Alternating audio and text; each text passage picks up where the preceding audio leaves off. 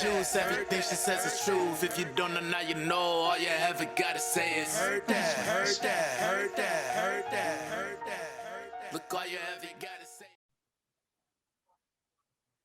What's up, Heard That Nation, listening in the United States and around the world? It's your girl here. We had Heard That with Marisa Tigney podcast.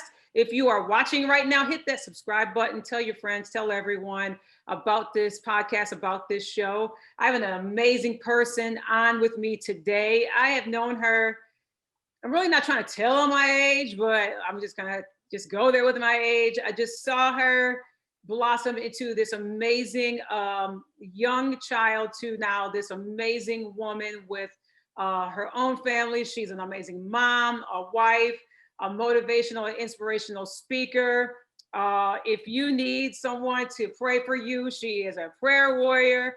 And we're going to be talking to her today because there's just so much that's going on, and people are so anxious to get back to the normalcy of what was 2020 now into 2021, and just don't have that connection of confidence and don't have that connection of motivation for themselves. And she has put out, if you follow her on Facebook, you've seen her, and if you're not, you're going to want to follow her because she'll drop her social handles at the end. Some amazing videos, some Facebook lives, some questions that will just make you sit there and think about where you are in your space. What are you doing with your time? What are you doing with your purpose? And I'm so proud of her, and I'm so happy she said yes of coming on this show. She's just absolutely amazing, and I'm excited to have Lhauren Singleton in the house. Welcome, Lhauren.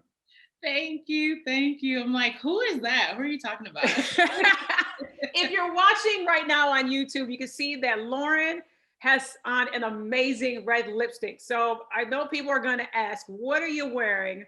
I feel like we're on the red carpet. I'm like, girl, what are you wearing? So give us the deets on the lipstick because it absolutely looks fantastic on you. Thank you. So this is like my bread and butter for mask wearing. It is called DNM liquid lipstick, I believe. And this is like the cherry color. It is not something that you get at the department store that I know of. I found it on Amazon. Oh, mine left her lip gloss in my purse, and I was like, let me try this. It was a totally different color.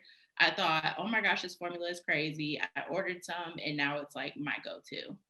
okay. Well, you need to keep it as your go-to because it absolutely looks fantastic. And people that are not watching on YouTube, and I hope they do, they're missing out right now because she is looking absolutely fantastic. And so Lhauren and I are from the great state of Michigan and from a city that is near and dear to us, Lansing, a small city, capital city. We absolutely love and rep our city. I'm here now in Texas. Well, right now it's a chilly 96 degrees today. Yeah,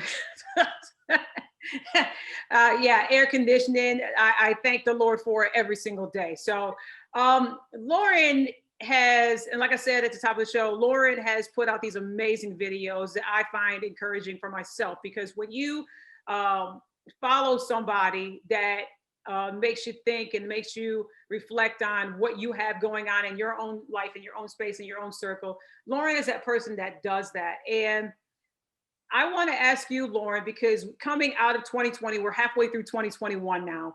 And I know that during those times, even though if you've gone on camera and have said some amazing motivational stuff, and people have been like, "Oh my gosh, Lhauren, thank you for saying that. It's coming on time, and I appreciate the word that you drop in. It's amazing. It's on time." But how did you, as a person that's balancing your kids being at home, I think you have both of your kids are in school, or one of them that was in school that couldn't go back to school, you being a boss, you being a wife, you're being a mom, balancing all of that in 2020. And I want you to share with everybody that's watching and listening how you've gone through that difficult year and what you learned about yourself coming now into, like we just said, halfway through 2021. Yeah. Oh my gosh, that's such a great question. Yeah, 2020 was definitely a year that would either make you or break you, and I'm just so thankful that I feel like it actually did both. I just to kind of give a backstory. So you talked about me being a boss. Like I would only really consider my boss a boss maybe the last year. I'm the an executive director of a local nonprofit called Aspire Relationship Education. And I actually started that role January 1st of 2020. And so this kind of position that I thought I was walking into completely flipped upside down when the pandemic hit and schools were closed, because we typically do a lot of our programming in schools, and all of it was face to face prior to COVID. Mm-hmm. And so, figuring out, okay, I'm balancing this, I'm getting my rhythm. I just had a thyroidectomy, which kind of shifted my entire body. Oh, And wow. like, okay, I can do this. Like, just keep going, keep going, keep going. And then everything's flipped upside down. I'm like, oh my goodness. Mm-hmm. Well, I really had to take a look at my different roles and what were the priorities in the moment. Like, what is the absolute, like, have to do, have to be, have to show up in this moment. And a lot of things that I was doing prior to, the world shutting down really went on the back burner, because I always say charity starts at home and spreads abroad. And so I knew, if I feel like everything was flipped upside down, my children definitely do. Mm-hmm. The children that we serve definitely do. My husband definitely does. And so that was my first thing. Like, how can I support my family? How can I create some type of normalcy for my kids and my husband? How can he feel supported to be able to actually carry out all the roles that he occupies? And then from there, everything else followed beyond that. Mm-hmm. And so it was really just about taking it step by step in the moment, day by day, and saying, okay, I can do this because this is how I need to show up right now. Right. And being present. And I think that is so key, is all of the stuff that's happening around us and everything. How are we going to act in that moment? How are we going to be in that moment? And are we going to handle what we got going on around us?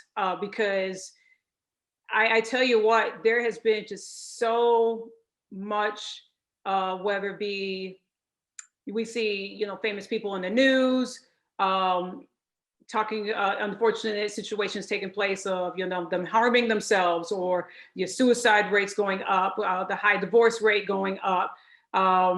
It just, I mean, well-known people that you would think on the outside had nothing going, they didn't have anything of that severity going on with them. It looked like that they had their whole life together.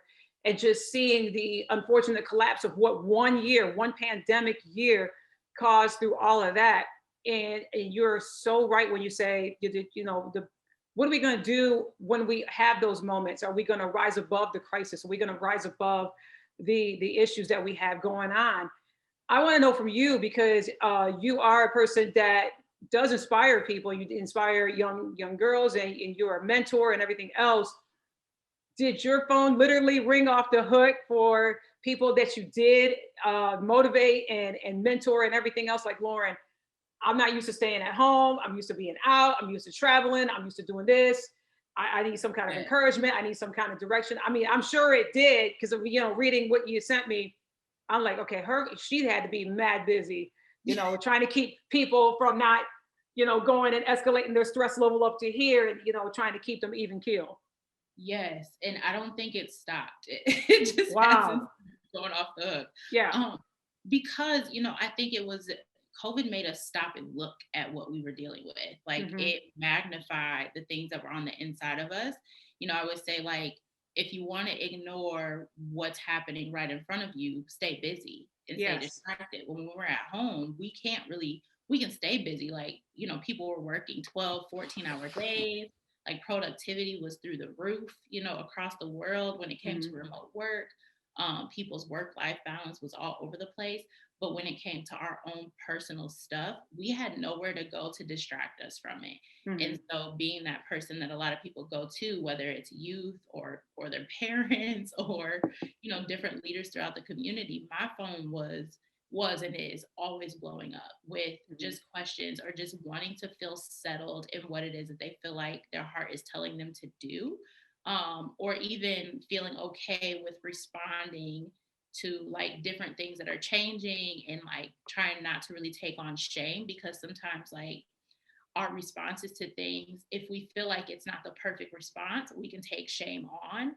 And so people felt this big pressure through the pandemic to respond perfectly, like responding perfectly to social, unrest and civil unrest, or responding perfectly to all of the craziness that was going on politically and all of that. Like, it wasn't necessarily about responding perfectly. It was about identifying like how you're responding, evaluating, like, is this healthy? Like, is this helpful? Is this productive? And then going from there. And so it was really a lot of coaching people through some of those things. Or even, if they were mentally having some challenges, like having mental breakdowns because they're stuck in the house, or now they're realizing like maybe my relationships aren't as healthy as they need to be for us to be stuck in this house together. Really kind of being that settling force. But I always lean back on the word, like, what does the word say about a situation, or what does the word say about this person, and just kind of speaking that, because there's nothing really that I can come up with, in my opinion, that would be more transformative than just sowing the word into their heart, whether I say it overtly and give them a scripture reference, which I'm not very good at, or I just tell them what the word says about them, and just staying that supportive person that they can call. But through that, still dealing with my own stuff, because again, like, it magnified all of our stuff, and so it magnified the things that I needed to deal with and the responses that I needed to shift in. And so again, that kind of like just keep going. What can I do in the moment to like keep going? Because everybody, I think that's so good that you were there for people that needed, I don't want to use the word advice, but needed that encouragement, needed that, that comfort, that word. I think that encouragement and advice for me, I believe wholeheartedly they're two different things. I think encouragement, when someone encourages somebody and they give that encouraging word that builds them up and gives them hope in such a dark time, in such a dark place. Whereas advice, I just feel it's just words, and they'll have to figure it out, and that is it. With you, and I believe that mentorship is so important. You balancing all of that. Who is your mentor, or who was your mentors during that time, or who still is your mentor? Because you're encouraging so many people. The encourager needs encouragement. So who is your who is your encourager? Who is your mentor? So that's the best question I think I've heard all year. My mentorship shifted completely last year. With everything that was happening, and again, everybody's mess on display, and relationship shifting and everything else, probably one of the biggest losses that I took was actually losing my mentor. Who I would have normally called if I was like really dealing with something and needed somebody to ask me a question to help me identify like why I was responding the way that I was, and then I could shift from there. Like, I lost that person, and it was super tough. And so that was hard.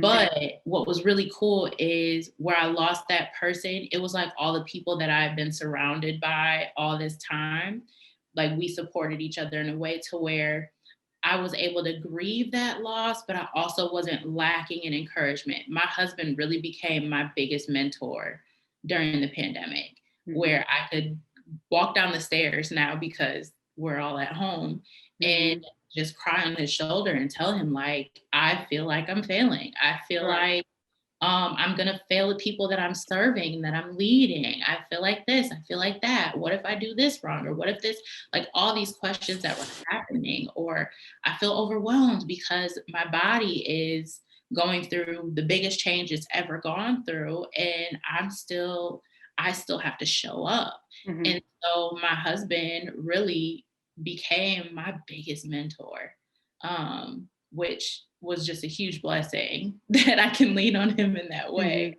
But as far as like, if I was to say like, this person is my mentor, I actually lost that person, which is just kind of wild. Right. Wow. So sorry for your loss in regards to that. But to have people step in at the right time to be a mentor to you, I mean, that is an encouragement of itself. How did you, because you got young kids, so kids are always active, they're always on the go.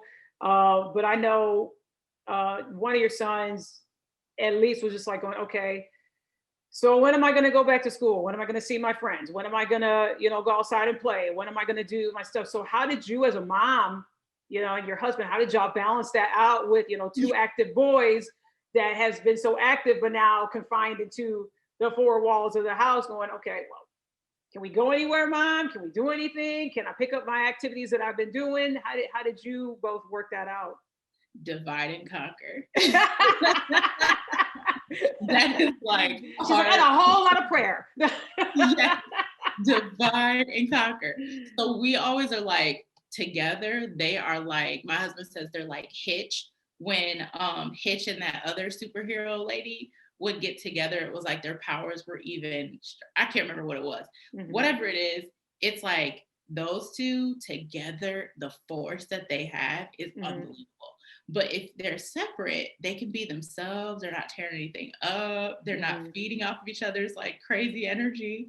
And so we were like divide and conquer. And so we were able to like balance with one. There was no way on earth that I could do the things that I needed to do, leading the organization and everything else, and do like the momming of two people and schooling of two people. And so my husband and I were like, okay, divide and conquer. You take this one, I take that one.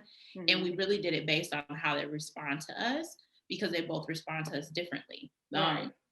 Where my youngest, unfortunately, this was his first experience in elementary. He's a kindergartner. And so he has this whole different world open up. They're not going to ski or swim 3 or 4 times a week. They're not going to their grandparents' house, 3 times a week or whatever. And so, and he naturally doesn't respond well to change. And driven, he does not respond well to change. It always takes him a long time to kind of like reset. Because he's in a routine. Okay, yeah. Yes, he's always been in a routine. And he's just a very emotional kid. Like he just is. And so I knew like the one thing that he needed constant was me, because he is a whole like gigantic mama's boy. So pretty much we spent the whole pandemic with him on my neck, like right here. And so that was the thing, because if he was with my husband, he would have been whining for me the whole time. Like, I want to go upstairs. Why can't I do this with mommy? Why can't I do this? Where my oldest son, he's actually very independent.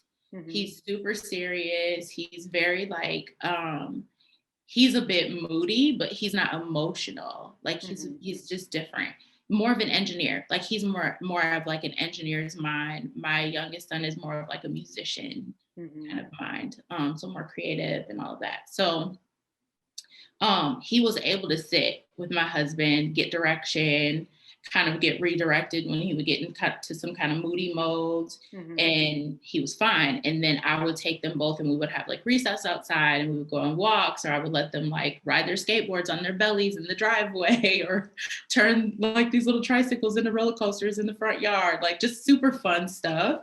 Where we were able to come together. I was able to take a load off of my husband, have the kids have some really great memories. We go on rides and everything, but it was definitely like a divide and conquer until I need to take this whole thing off of your plate. I can do this mom thing and like keep the memories flowing, and just create some level of normalcy for the kids. Michigan schools, they're resumed yet? They resumed, haven't they? Okay. They have. Our kids, they stayed home the first trimester. Okay. They go to a really small public charter. It's like super tiny, which I really loved.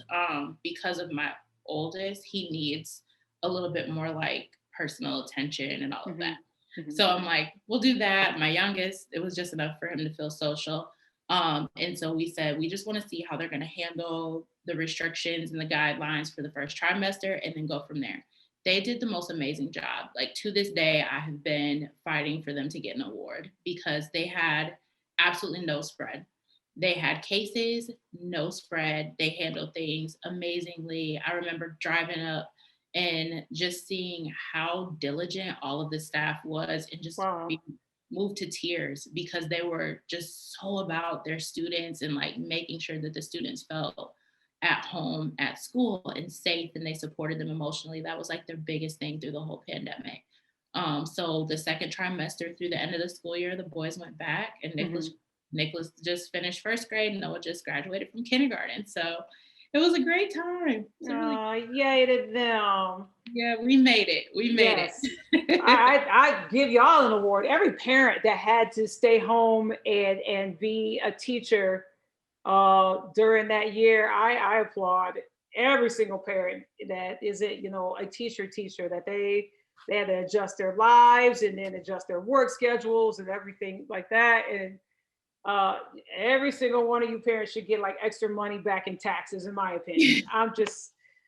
I am just saying, like, that is beyond phenomenal what parents have done and what they adjusted to, and how creative parents got in many of the things that I've seen posted on social media, how parents got really creative of teaching their kids.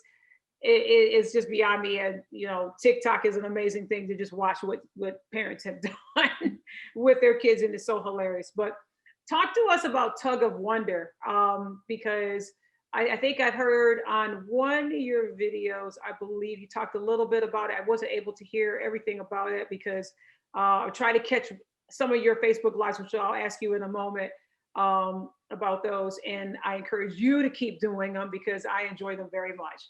Okay. So talk about that a little bit. So Tug of Wonder, it is a new ministry that I'm starting. It has been the biggest tug of my heart for probably the last like 4 years. Essentially, it all started with a very kind of like memorable experience when my husband's grandfather was passing away. He was a bishop, and I mean, he just was a preacher through and through. And actually, when he was in the hospital, he was transitioning. I walked in, family was around him, and I heard him say a scripture from Ecclesiastes 3. And it talks about how there's a time and a season for everything under the heavens. And it talks through like there's a time to live, a time to die, or a time to be born, a time to die, a time for mourning, a time for dancing, a time for planting, a time for plucking up, like all these dynamic shifts in time and seasons under the heavens, like in the world that we're in. And I will never forget that moment. And I just remember thinking like, what a thing to leave. And that's the last thing I ever heard him say. And so that night, I just couldn't stop thinking about it. And when he ended up actually passing away, I felt this big kind of like weight, like the weight of his legacy kind of like laying on my husband and I's shoulders. It's kind of hard to describe, but I just like felt this like big, he was a larger than life man. We called him Big Daddy. And I feel like it's probably because he was larger than life. And I didn't really know how to process that. And so I thought, I'm going to read the scripture. That was the last thing I heard him say. So I read the scripture. And when it gets to the tail end of kind of that section, it's Ecclesiastes 3:10 and 11. It says, he makes everything beautiful in its time. And this observer said that he saw a burden that God's placed on the heart of all men, that he set each man's heart for eternity, yet no man can fathom what he's done from beginning to end.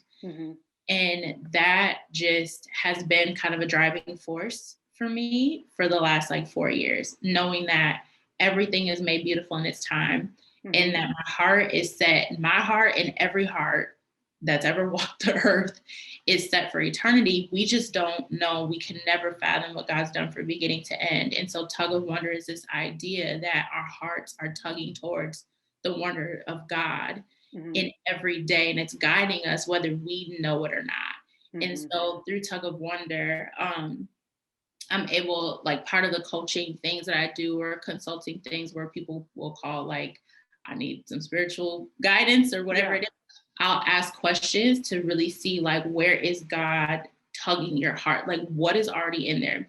Because like you said, advice is one thing. To advise somebody is to really like assume that what you're saying, they're going to be able to implement in their life, but they also have to choose that thing. But to encourage or to coach the way that I coach or consult the way that I consult is to have this innate belief that God's already placed it in your heart. I'm just helping you to open it up and see it. Yeah. And you get to choose whatever it is that you want to do about it. And so that's where this whole idea of like tugging of wonder is, where we're able to intentionally take the time to sit and see it and then let it guide us through.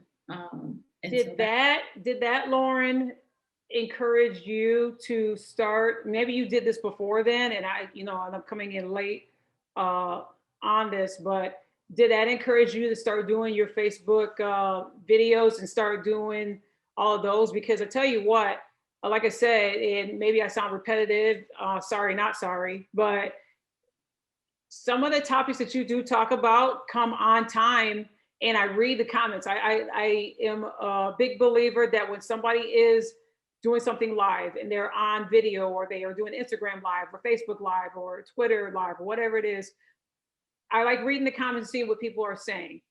And every single time, 100% of the time, you're resonating with the people that are watching of what you're talking about, because it is a relatable topic. It is a real topic. It is something that someone, it's a gem that someone needed to hear, the missing jewel that they're missing from their crown that needs to be fixed upon their head. You release those in your videos. So how did you get those started? Was it through Tug of Wonder, starting that, that is near to your heart? You're like, hey, you know what? Maybe I need to drop a video or two. And then what encouraged you to keep it going? Yeah, that's actually what kind of like got me going, because literally Tug of Wonder is like a month old. It is super new. But that's what really like encouraged me to keep going, because I knew this concept of God like guiding us in our everyday, like, and if we're looking for his wonders in every day, like we're gonna find him. Like he says, like, if you seek me, you'll find me. Like if you search for me with your whole heart, like you're guaranteed to find him. And so that's just kind of how I approach every day. So there's days where I'm like, okay, I feel like I'm supposed to go live, and I'll just go live and let the Lord use me, like whatever. And the cool thing is you'll do the live, and you'll also do like questions. You're like, ask Lhauren, and then people will be, asking you all different kinds of questions and everything else. And I'm like, okay, she's getting creative with this. This is really cool what she's doing. Yeah. It's awesome what you're doing with that. I agree. Thank you. Yeah. It it's funny because I for years kind of ran from that idea that I'm like called to that kind of part of ministry. Even though I'm in ministry and, that's just who I am.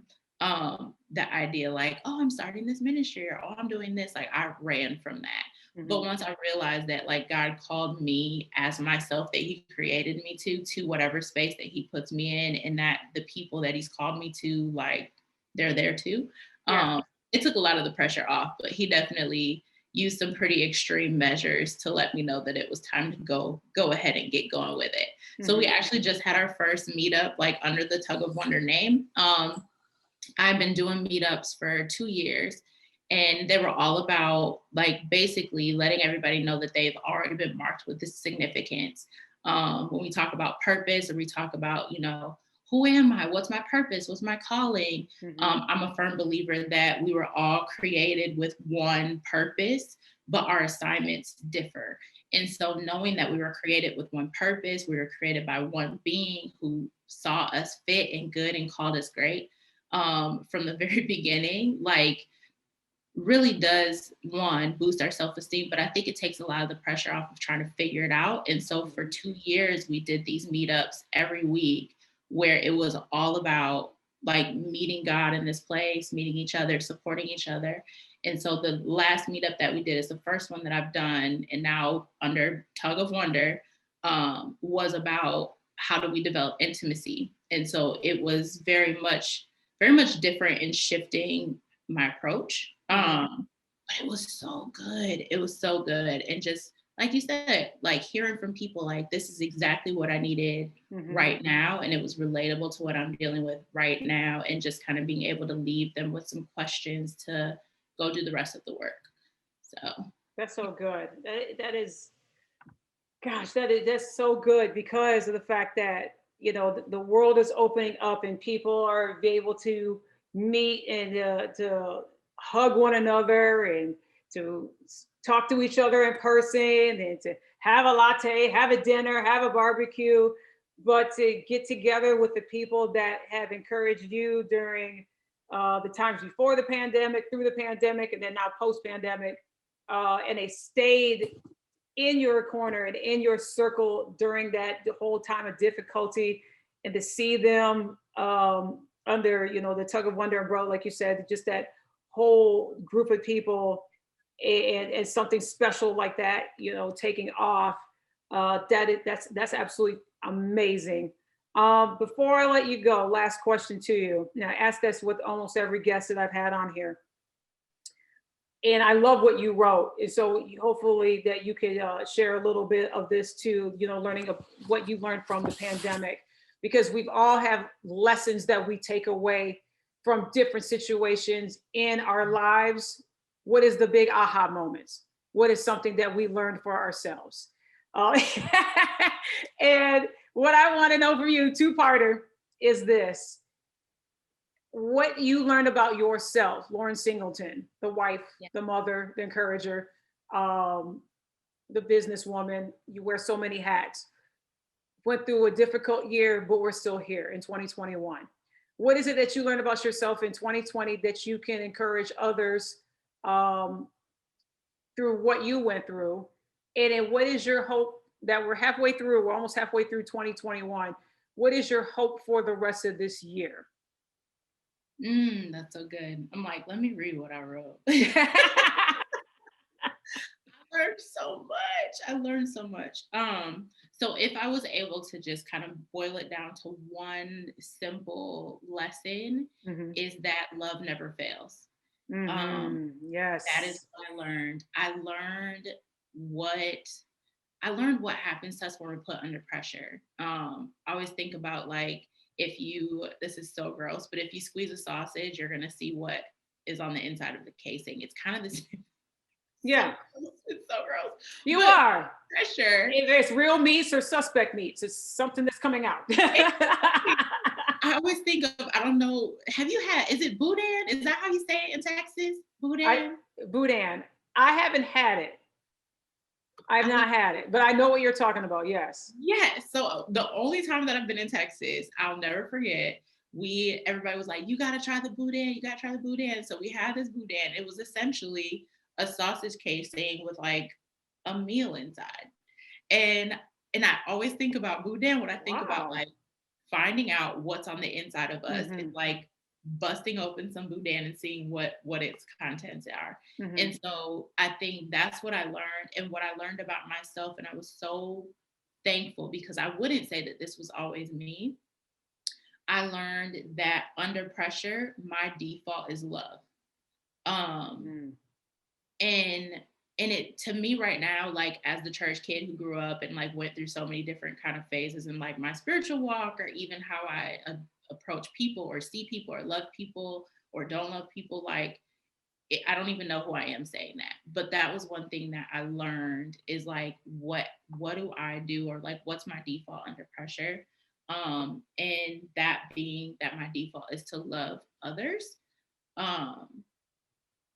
Which just has been the most amazing journey. Trying to find ways to like be a resource, to support, to show that you care, like at a time when we were disconnected, that was the default.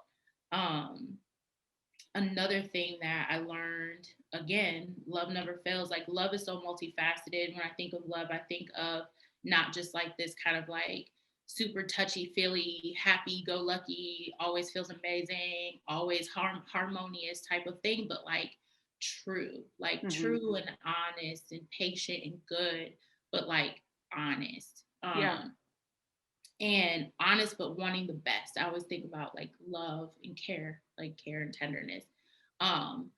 When I talk about like my mentor that I lost last year, like that was really hard for me.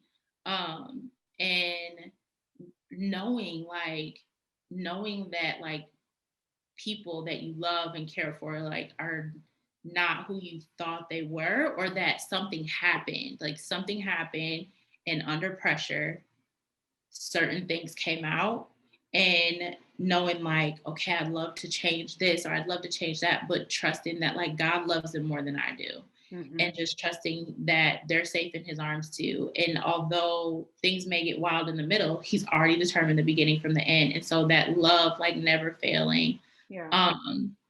Shifting priorities and shifting, kind of connections, but never shifting love. That's probably good. the That's biggest good. thing I learned in the last year. Yeah, that's probably the biggest thing.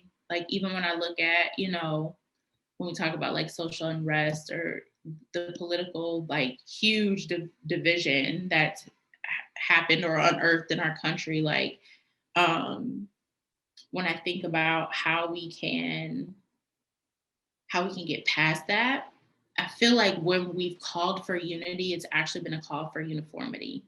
And that was never God's design for us. It was never for us to be uniform with one another, but in unity with one another. And it's like, how can we love each other as we are, call each other higher? Like love does correct, love is honest and true. So definitely calling things out that are not right. Like I'm a firm believer in that. If you follow me, you'll definitely see that. Yeah. But like, but how can we love better? Like, what does that look like? That's been the biggest thing. So for me, loving my family better was me valuing them over even myself in certain ways, like being sacrificial in love, but also receiving sacrificial love too. And then figuring out ways to love other people near and far, whether in person or not. And that's the big thing, is to love and not have that love with conditions. You know what I mean? Like real authentic, the way that God sees us through his eyes, with love, of all the faults that we've done, of all the things that we shouldn't have said, of all the mistakes that we've made, everything. We need to have that kind of non-judgmental, non-spiteful, real authentic love. We need to practice that love walk. That is so true. What's your hope for 2021? My hope is that I get to touch more people. I love people. I miss hugs. I miss hugs too. Yes. I miss hugs. I want to touch more people. I want to serve more people. My hope is that we don't return to the things that 2020 was supposed to like rid our lives of. Like my hope is that definitely that we don't return back to the things that were never meant for us in the first place. And that I can touch more people. I miss people. I'm so happy to be out with people. Yeah, that's my biggest hope. And it's something that I don't take for granted. I don't know about you, but I do not take, like, going into a store, going into a mall, going to a restaurant. All that is like, it's a whole different mental, as you were talking about shifting, it's a whole different mental shifting of gratitude for me. Yeah. Because now just like I'm walking in and I'm getting ready to order my favorite meal, but it's just like I'm looking around at the place differently. And the table is just not just as ordinary table, the server and all of that. Like this is a whole ambiance of gratitude. That's what I have. I don't know what you have when you go out. And all of it. Yeah. All of it. I was just at a music festival last week. They were some friends, actually, this organization, Grandstand Music Festival. Great shirt, by the way. I saw you post your pictures up. They're so great.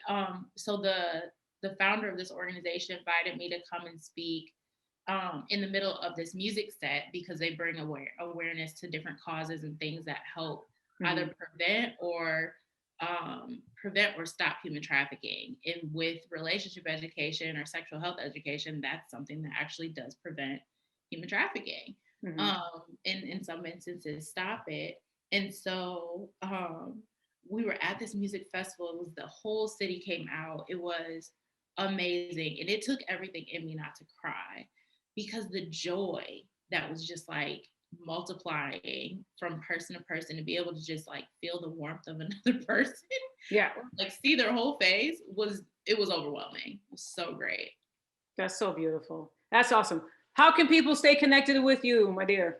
They can follow me on Instagram. I'm probably most active there. It's at only one Lhauren. It's ONLYONELHAUREN.